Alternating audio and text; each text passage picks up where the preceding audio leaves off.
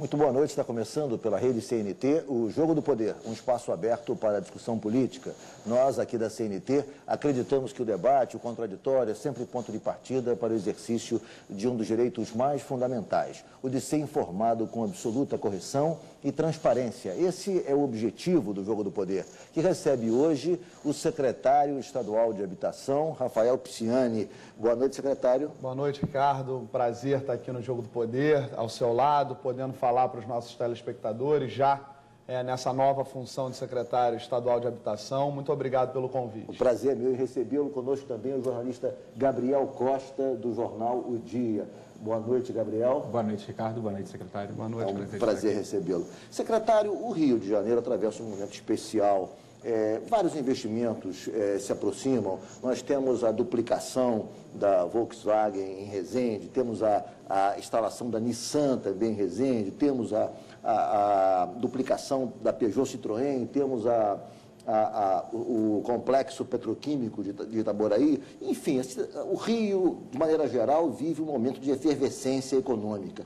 Que tipo de consequência isso vai produzir na sua avaliação no campo habitacional? Quer dizer, que demanda esse crescimento produzirá na sua pasta, enfim, na questão habitacional do Estado? Olha, Ricardo, primeiro vale frisar que esse cenário positivo que o Rio de Janeiro vive, esse momento de grandes investimentos, de projetos que não saíam do papel há tanto tempo, se concretizando, se materializando, eles não são fruto do acaso, eles são um trabalho de grande parceria que o governador Sérgio Cabral iniciou com o presidente Lula e com todos os prefeitos de todos os municípios, vale frisar isso. O Rio de Janeiro vive um momento de desenvolvimento em todos os seus setores, em todas as suas áreas, e na questão habitacional ele gera uma demanda, além daquela já existente. Eu costumo diferenciar a demanda ruim, que é fruto do passado, de falta de planejamento, de falta de política específica para a área habitacional,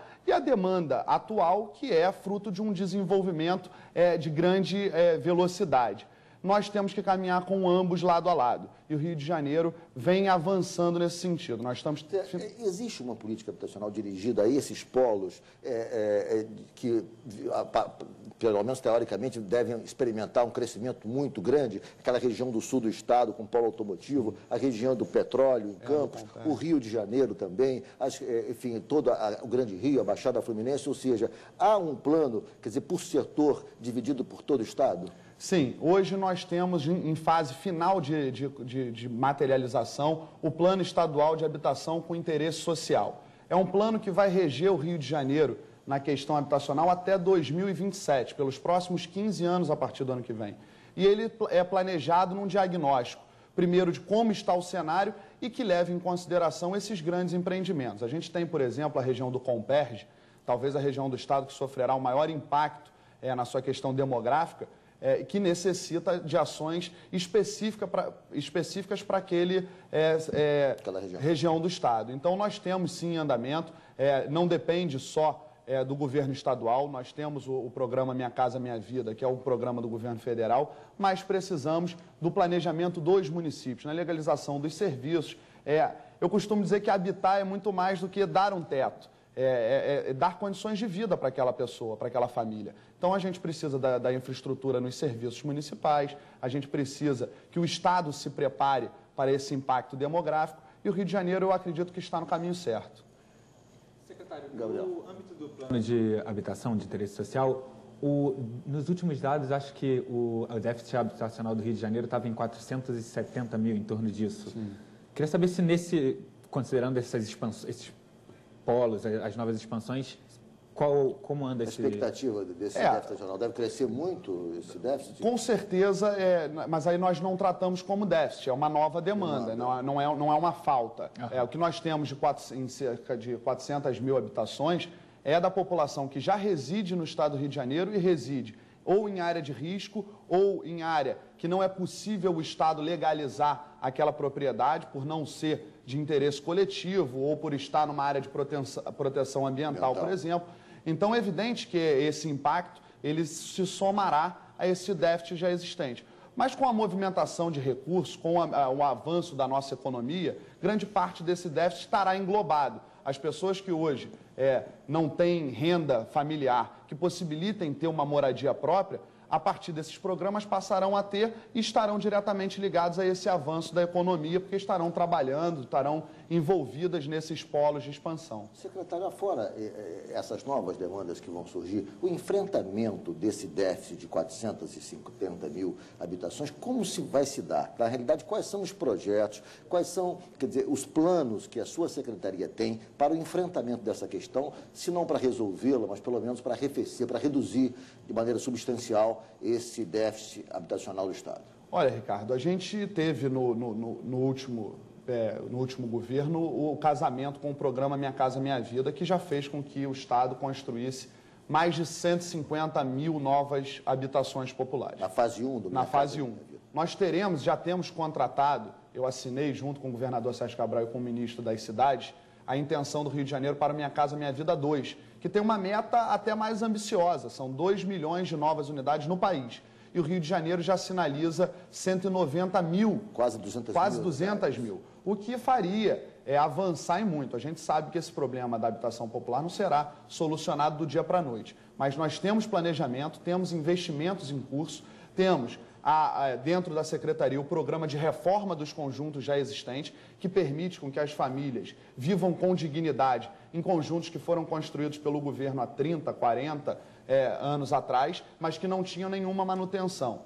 E, além disso, a regulamentação fundiária, que é um grande avanço no Estado do Rio de Janeiro através do ITERJ, que é ligado também à Secretaria de Estado de Habitação, que permite com que o cidadão, tendo o seu documento, tendo o reconhecimento de posse e de propriedade daquele imóvel, possa fazer investimentos, possa obter crédito para esses investimentos específicos. Secretário, a primeira fase do programa Minha Casa Minha Vida, na realidade, se disse que havia pouco espaço, pouca verba dirigida à população de baixa renda. Na realidade, não contemplava esse extrato da população de maneira satisfatória. Quer dizer, nessa segunda fase do projeto, haverá um foco maior para esse segmento da população?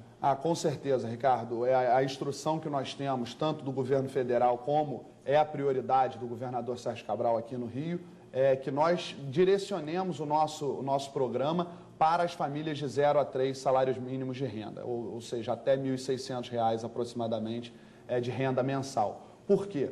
Porque é exatamente a população que mais necessita, é a maior demanda que nós temos, e, por isso, precisamos destinar a maior parte do programa para essas famílias. Nós tivemos pouca contratação na Baixada Fluminense, tivemos pouca contratação na região metropolitana como um todo, o interior... Pois isso que é outra pergunta que eu ia fazer. Como complemento, a gestão anterior, inclusive, do seu irmão, Leonardo Pisciano, sinalizou que ia caminhar no Minha Casa Minha Vida para essas áreas, para a Baixada Fluminense e também para Niterói e São Gonçalo. Isso procede, continua? Procede, e eu sou um privilegiado, porque eu pude pegar a secretaria com talvez a etapa mais complexa que tem no que diz respeito ao desenvolvimento de um projeto habitacional, que é a identificação das áreas onde se construir. Nós temos pouquíssimas áreas hoje à disposição da construção de habitação de interesse social. Há uma supervalorização das áreas em todo o Estado, isso é natural.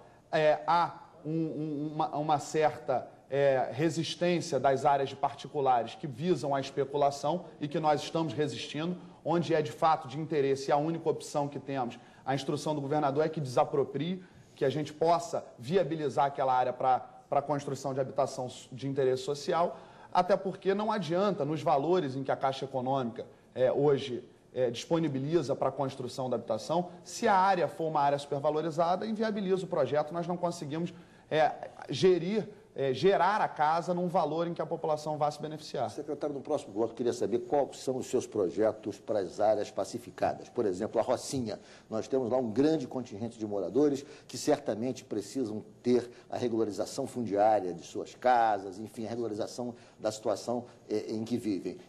Dentro de instantes, eu queria que o senhor respondesse sobre isso e explanasse também os projetos para as outras áreas, como o Complexo do Alemão, enfim, todas as áreas pacificadas, porque é de se supor que a pacificação leve leve a um processo de regularização global que inclui, obviamente, a habitação. Com certeza. O Jogo do Poder volta em 1 minuto hoje entrevistando o secretário de Habitação, Rafael Pisciani.